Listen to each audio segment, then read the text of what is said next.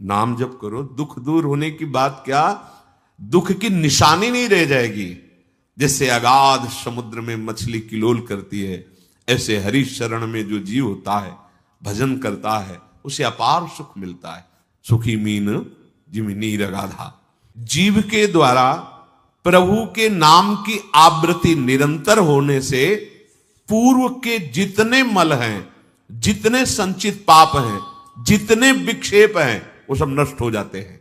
अब नाम जप में हमारी रुचि, नाम जप में हमारी भावना पुष्ट हो, उसके लिए कह रहे हैं तीसरी बात बहुत आवश्यक है, भगवान की कृपा पर पूर्ण विश्वास होना।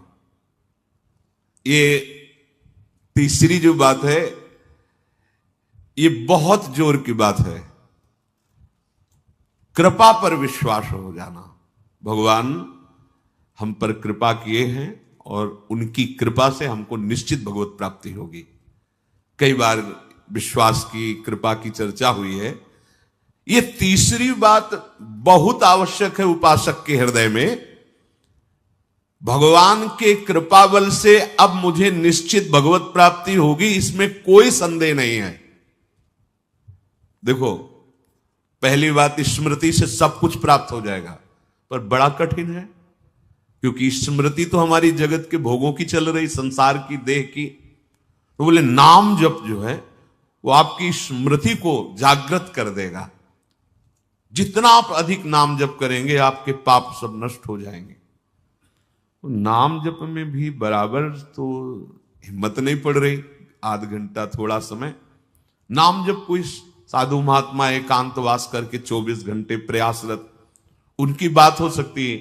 हमें तो जब मिला समय तब भले नाम, अभी इतना अभ्यास नहीं। तो बोले निरंतर नाम जप और स्मृति दोनों को जागृत करने की सामर्थ्य तीसरी बात में है। भगवान की हम पर बहुत कृपा है। भागवत में भी एक जगह कहा है कि जो भगवान की कृपा का अनुभव करते हुए प्रारब्ध के अनुसार दुख सुख आता है, उसे भोग लेता है, शिकायत नहीं करता, उसमें विचलित नहीं होता है, और हर समय भगवान की कृपा का, हमारे ऊपर बहुत कृपा है, तत्यनुकंपा, ये श्लोक ऐसा है। उसे भगवत प्राप्ति ऐसे हो जाती है जैसे पिता के संपत्ति पर पुत्र का अधिकार स्वयं हो जाता है। ऐसे हर समय भगवान की कृपा का अनुभव करना बड़ी कृपा है हमारे ऊपर। जो दुख सुख आवे उसे सह लेता है, भगवत चिंतन, वो निश्चित भगवत प्राप्त हो जाता है। तीसरी बात हृदय में बैठालनी कि भगवान की कृपा बल पर भगवत प्राप्ति बिल्कुल निश्चित हो गई मेरी। ये मानने में क्या जाता है तुम्हें? तो आप कह दो कि हमारे अंदर तो विकार हैं, अभी भजन नहीं। भगवान की कृपा बल की बात कर रहे हैं। पहली स्मृति, दूसरी नाम जप, तीसरी बात करें कृपा बल पर। उनकी कृपा से क्या नहीं हो सकता? कहो कृपा ते कहा ना हुई। अरे वो मुख से वेद पढ़वा दे, लूले लंगड़े से सुमेर पर्वत फंदवा दे, छोटे सांप के बच्चा से गरुड़ को खा जाए। भगवान भगवान। तीसरी बात बहुत जोर की है, जिसमें दोनों बातें आ जाएंगी, निरंतर नाम जप और भगवत स्मृति भी आ जाएगी। प्रभु के कृपा बल से प्रभु की प्राप्ति में अब कोई संशय नहीं है। ये भी सुबह कहा था जो साथ के पास, ये तुम चिंता मत करो, बस जो हम कह रहे हैं निषेधात्मक जो बातें, उनको तुम मत करना। तुम पड़े रहोगे तो भगवत प्राप्ति हो जाएगी।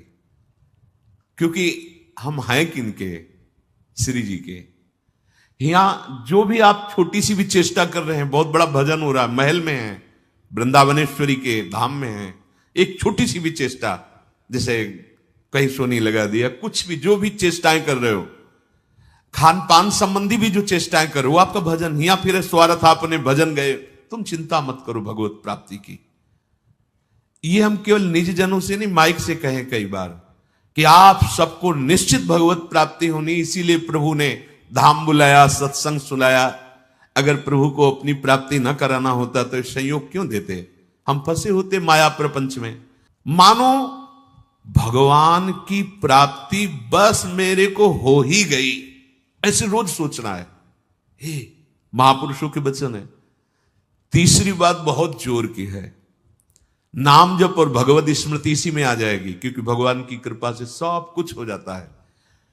मुझे इस जन्म में भगवत प्राप्ति पक्का होगी भगवान की कृपा बल से, प्रियाजू की कृपा से।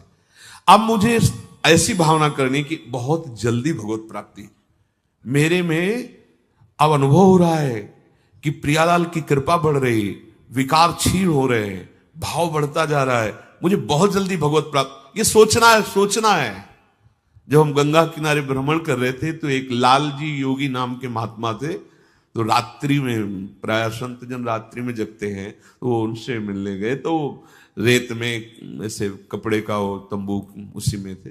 उन्होंने कहा देखो तुम्हें जो बनना है वो सोचो, जो सोचोगे वही बन जाओगे। तो छोटी सी डायरी रखते थे, एक पेन लिखा, उसी समय आज भी वो लिखी रखी, जो तुम्हें बनना है वो सोचो, वैसा सोचो, जैसा सोचोगे वैसा तुम बन जाओगे। सोचो, भगवान की हम पर बहुत कृपा है, हमारे अंदर दैवी संपदा बढ़ रही है, विकार धीरे धीरे क्षीण हो रहे हैं, मतलब मुझे प्रभु मिलने वाले हैं, मुझे प्रभु मिलने वाले। आप देखो इसका प्रभाव देखो, प्रभु की कृपा से अवश्य अवश्य अवश्य मुझे भगवत प्राप्ति होगी। बस अब तो भगवत प्राप्ति होगी ही, क्योंकि प्रभु की कृपा है। ये शब्द पकड़ो, अंदर तुम्हारे अंदर अपने में कोई बल नहीं, अपने में कोई साधना नहीं, पर यहां कृपा की बात है, भगवत कृपा बल। अपनी असमर्थता, बहुत अमृत में वचन है, अपनी असमर्थता, अपनी अयोग्यता, अपना अनाधिकारपन, ये है क्या? मैं अधिकारी नहीं हूं भगवत प्राप्ति का, मैं योग्य नहीं हूं भगवत प्राप्ति, मेरे में कोई सामर्थ्य नहीं, ये है। पर भगवान की कृपा से मुझे इतना विश्वास हो गया कि मुझे भगवत प्राप्ति होगी। अब क्या समस्या है? देखो बहुत आनंद की बात है, मुझे भगवत प्राप्ति होगी भगवान की कृपा से, श्री जी की कृपा से। ये शब्द इतना असीम प्रभावशाली है कि आप जो ही बात हृदय पे लाएंगे तो आपके सारे दोष, विकार, विघ्न, अड़चने, बाधाएं ये नष्ट होती चली जाएंगी। ये देखो महापुरुषों के अनुभव होते हैं। मत चित्ता सर्व दुर्गाणि मत प्रसादात तरिष्यति, भगवान कह रहे मत चित्ता सर्व दुर्गाणि मत प्रसादात तरिष्यति। सारे के सारे विघ्न, सारे के सारे दोष, सारे की सारी भगवत प्राप्ति में जो अड़चने हैं वो भगवान की कृपा प्रसाद से नष्ट हो जाएंगी और मुझे भगवत प्राप्ति होगी। मत चित्ता सर्व दुर्गाणि मत प्रसादात, साधन प्रसादात नहीं कह रहे यहां, समझो, मत प्रसादात तरिष्यति, तू तर जाएगा मेरे कृपा से। ये मेरे प्रभु की घोषणा है कि मेरे प्रसाद से, मेरे अनुग्रह से तुम्हारे सारे विघ्न नष्ट हो जाएंगे और तुम त्रिगुणात्मिका माया को लांघ करके मेरे को प्राप्त कर लोगे। बस मेरी कृपा पर विश्वास करो, मेरी कृपा पर मत चित्त बन जाओ, अपने चित्त को मेरे में अर्पित कर दिया। प्रभु की कृपा का भरोसा इतनी जल्दी दिव्य सद्गुण लाता है, ये पक्की बात है। जो दिव्यता आती है भागवती, वो भगवत कृपा से आती है, और ये कृपा तभी अनुभव में आती है, तो पर अनुभव में तभी आती है जब ये बात आ जाती है कि मैं असमर्थ हूं, मैं अयोग्य हूं, मैं अनाधिकारी हूं। पर भगवान की कृपा है, प्रभु की कृपा है हम पर, अब मुझे निश्चित भगवत प्राप्ति होगी। ये तीन बातें जीवन में आना बड़ा कठिन होता है। असमर्थ हूं, अयोग्य हूं, अनाधिकारी हूं। जब ये बात आ जाएगी ना तो तृणादपि सुनी चिन्ह अपने आप आ जाएंगे, अपने आप पूरा सूत्र भागवती को उतर जाएगा, क्योंकि मैं अनाधिकारी हूं, मैं योग्य नहीं हूं। पर भगवान कृपा का ये है कि उनके नाम, उनके रूप, उनके धाम, उनकी लीला की तरफ ये हृदय जा रहा है, वो अपनी तरफ घसीट रहे, पर मैं अनाधिकारी हूं। इससे क्या होगा? अहम खत्म हुआ। दैन्यता जागृत हुई, और भगवद आश्रय होने से हम जिसका आश्रय लेते हैं उसका प्रभाव होता है। जैसे अभी हम शरीर का आश्रय लिए हैं, तो देख लो हालत क्या की हुई है। ये शरीर, ये संसार विषम कहा गया है। देखो कैसी हृदय की जलन, अशांति, भोग, वासनाएं, ये सब किसके आश्रय से? शरीर आश्रय से। अभी भगवद आश्रय, अंदर से भगवद आश्रय, अंदर की बात है। यहां मैं अनाधिकारी हूं, योग्यता मेरे में नहीं है, मैं किसी योग्य नहीं हूं, पर प्रभु की कृपा हम पर है, निश्चित मुझे भगवत प्राप्ति होगी।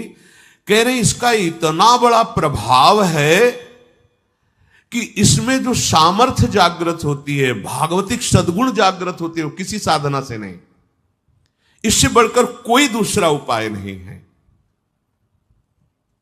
विश्वास भगवत कृपा पर। तुलसीदास जी भी महाराज कहते हैं कि वस्तुतः मेरे में कुछ नहीं है, पर है तुलसी प्रतीत एक प्रभु मूर्ति कृपामयी है। मेरे में ऐसा कोई सद्गुण नहीं कि मैं अपने प्रभु को रिझा सकूं, पर यह विश्वास है कि मेरे प्रभु कृपा में है, कृपा मूर्ति है। अपने साधनों पर जो विश्वास करता है, अपनी जितेंद्रियता पर जो विश्वास करता है, वो गिर सकता है। लेकिन जिसको अपनी अयोग्यता का भान हो गया है और प्रभु का भरोसा हो गया है, उसे कोई नहीं गिरा पाएगा, पक्का। बच्चा बन जाओगे, अयोग्य हूं, पर आपका भरोसा, तो कोई प्रश्न नहीं आएगा जीवन में। अगर प्रश्न आता है तो आप वाणी से बच्चा कहते हो, लेकिन अंदर अहंकार है, वो अंतर्यामी सदगुरु जानता है। मोमन कबहु तुम्हें ही ना लागो, ज्यो छल छाण स्वभाव निरंतर रहत विषय अनुरागो। अगर हम अपने साधन की बात करें तो वह अच्छा साधन तो विषय का कर रहा है मन। देखो हम कभी पद्मासन लगा के किसी विषय का ध्यान नहीं करते, बहुत सुंदर बात। मोमन कबहु तुम्हें ना लागो, ज्यो छल छाणी स्वभाव निरंतर रहत विषय अनुरागो। भक्ति में तो छल कर रहा है, लेकिन विषय चिंतन में छल नहीं कर रहा है, ईमानदारी से सच्चाई से विषय चिंतन कर रहा है। मेरा मन हे प्रभु कभी आप में ऐसे नहीं लगा जैसे विषय में ये छल छाड़ कर स्वाभाविक लगता है। विषय में कभी किसी को मन लगाना नहीं पड़ता है। देखो, विषय में कभी किसी को मन लगाना नहीं पड़ता, स्वाभाविक लगा रहता है, निरंतर लगा रहता है और अटल लगा रहता है। देखो, अटल का मतलब बस वो यही शब्द स्पर्श रूप रसगंध इन्हीं में घूमेगा। कभी वो हट करके ऐसे प्रभु में लगा जैसा विषयों में लगा है। ज्यो छल छाण स्वभाव निरंतर रहत विषय अनुराग्यो। मेरे मन की दशा, मेरे इंद्रियों की दशा आपके अनुकूल नहीं है प्रभु, ये विषय के अनुकूल है। पर प्रभु मेरे मन में एक विश्वास हो गया है कि आपकी मूर्ति कृपामयी है और जीव ने नाम की ओट ली है तुलसी प्रतीत एक प्रभु मूर्ति कृपामयी है, और नाम की ओट जीव ने ले ली है। बस अब सब कुछ हो जाएगा। चौथी बात, प्रत्येक प्राणी में, संसार की प्रत्येक वस्तुओं में मेरे प्रभु समाये हुए हैं। यहां सिद्धावस्था आती है। ये तीन बातें बहुत जोर की। पहली भगवत स्मृति, इसी में सब कुछ हो जाता है, पर बड़ा कठिन है। इसलिए नाम जप जिह्वा के द्वारा, उसमें भी बहुत, कहां रोज नाम महिमा सुनते हैं, इतनी प्रीति कहां हो रही। तो बोले तीसरी बात पकड़ लो कि हम पर प्रभु की बहुत कृपा है और भगवत कृपा से मुझे इसी जन्म में मुझे भगवत प्राप्ति होगी। चौथी बात, ये बहुत ही आवश्यक है, क्योंकि अगर ये नहीं तो भजन करना कठिन, बचाना कठिन, पचाना कठिन।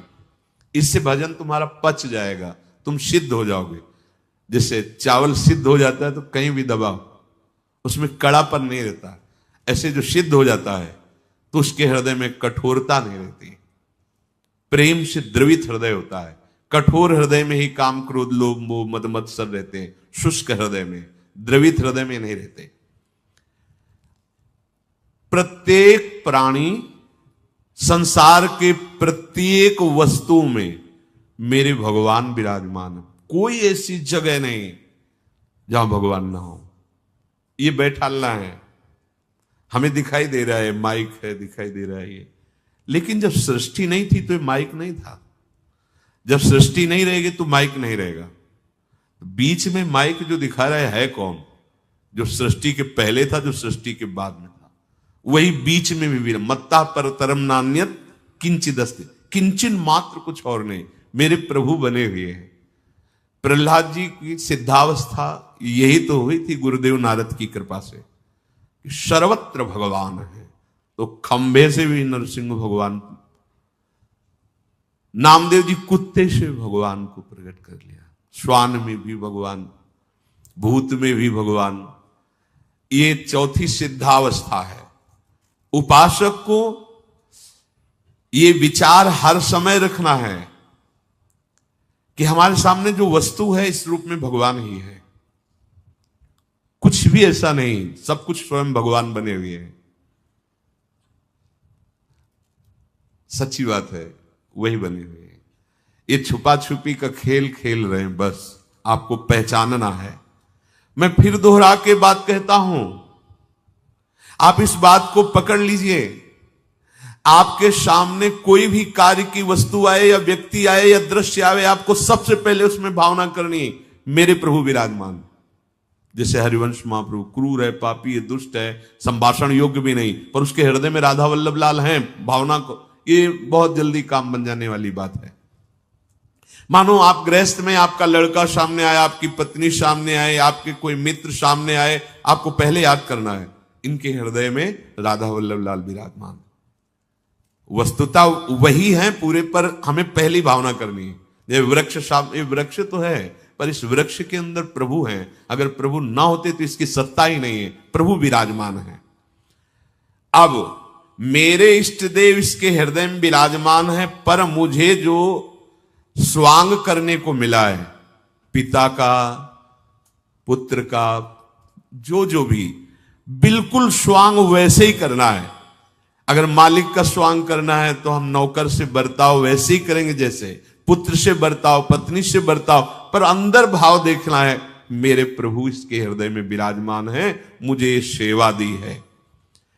आपका यदि स्वांग सही निकला, देखो स्वांग सही निकलने का मतलब आप में ये कभी भाव नहीं आना चाहिए कि मैं पिता हूं, पिता का स्वांग कर रहा हूं, सामने आराध्य देव पुत्र के रूप में है, तो डांटना भी वो पूजा हो जाएगी भगवान की। महाप्रभु चैतन्य देव जी के पिताश्री को स्वप्न में एक दिन एक दिव्य महापुरुष प्रकट होकर बोले कि तुम निमाई को डांट रहे थे, पता है वो कौन है? डांटना ठीक नहीं। तो उन्होंने कहा, देखो प्रभु आप कौन है तो मुझे पता नहीं, पर हमारे पुत्र रूप में वो आए हैं, तो अभी तो डांटा, अगर आवश्यकता पड़ी तो चपत भी लगाएंगे, क्योंकि ये सौभाग्य देने के लिए प्रभु आए हैं। तो हमें जो स्वांग मिला है वो तो कर रहे हैं, पर सामने देखना है कि गुरु का स्वांग दिया है, पर स्वयं जगत गुरु सामने शिष्य रूप में बैठे हैं। पुत्र, पत्नी, परिवार, व्यवहार, मेरे प्रभु इन रूपों में विराजमान है।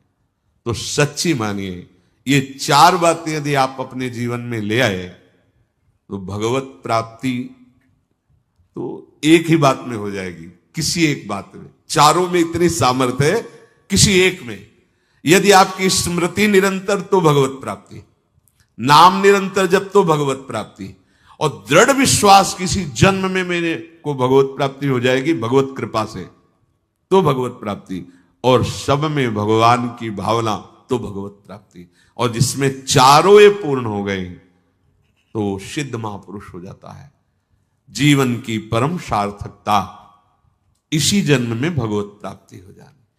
अब आगे जो अभी कुछ मिनट का प्रसंग सुनाएंगे, चौथी बात की पूर्णता है उसमें। चौथी बात, प्रभु को पाने की सच्ची इच्छा नहीं है सच्ची मानिए, इसीलिए अन्य इच्छाएं तुम्हारे हृदय में क्लेश पहुंचा रही हैं। जो केवल सच्ची इच्छा प्रकट हो जाए तो बहुत जल्दी हृदय निर्मल हो जाए। पर सच्ची इच्छा का स्वरूप ऐसा है जैसे कई दिनों का प्यासा आदमी केवल जल चाहता है। सच्ची इच्छा का भजन बहुत शीघ्र हृदय को निर्मल कर देता है। विश्वास कर लो, 15 मिनट का भजन 24 घंटे के भजन से बढ़कर हो जाएगा। एक बार सदगुरुदेव भगवान ने भी कहा था कि प्रयासरत भजन अभ्यासी जब प्रेम रस भजन को प्राप्त होता है तो 5 मिनट में उसका इतना भजन हो जाता है, वो रोम रोम पुलकित, सामने युगल सरकार और निज मंत्र चल रहा। 5 मिनट ऐसी स्थिति, 24 घंटे का भजन। यहां कह रहे 15 मिनट का भजन सच्चाई से बिल्कुल डूबकर जुड़ करके, तो 24 घंटे का बाहरी अभ्यास उसके बराबर नहीं होगा। भजन की सच्चाई हो रही है तो इसकी पहचान है भजन करने वाले की उन्नति।